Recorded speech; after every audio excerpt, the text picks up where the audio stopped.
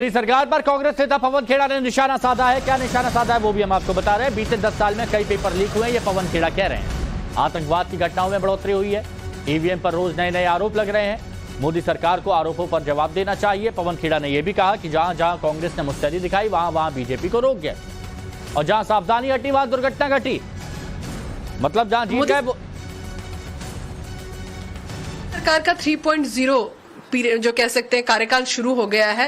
पहले नीट और अब रेल हादसा, हम कह सकते हैं कि शुरुआत जो है ये इस सरकार की इस तरह से निकल कर आ रही है। सिर्फ नीट कोई पहली बार नहीं, ये तो लगातार इनकी 10 साल में कितने पेपर लीक हुए, किस तरह से आप यूपी के पुलिस भर्ती को अभी थोड़े महीनों पहले ही हुआ था, क्या हुआ, पेपर लीक हुआ, रद्द होना पड़ा, पूरा भर्ती प्रक्रिया ही निरस्त कर दी गई। तो ऐसे रोज आपको उदाहरण सुनाई देते हैं देश के कोने कोने से। ना केवल ये हुआ कश्मीर में, किस तरह से लगातार आतंकवाद की घटनाओं में बढ़ोतरी आ रही है।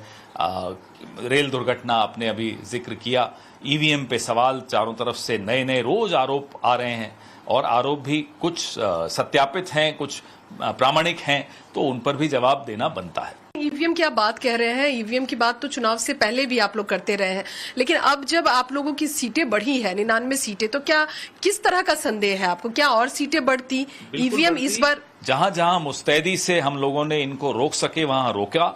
आपको याद होगा कि चुनाव की काउंटिंग के दिन, एक दिन पहले हमारे अभिषेक सिंघवी जी और पूरी एक डेलीगेशन गई थी। पोस्टल बैलेट्स को पहले गिनना चाहिए, बाद में नहीं, इस पर भी जद्दोजहद करनी पड़ी, और फिर जाकर चुनाव आयोग माना। तो हमने चुनाव आयोग को बिल्कुल एक तरह से, जिसको हिंदी में कहते हैं, खींच कर रखा।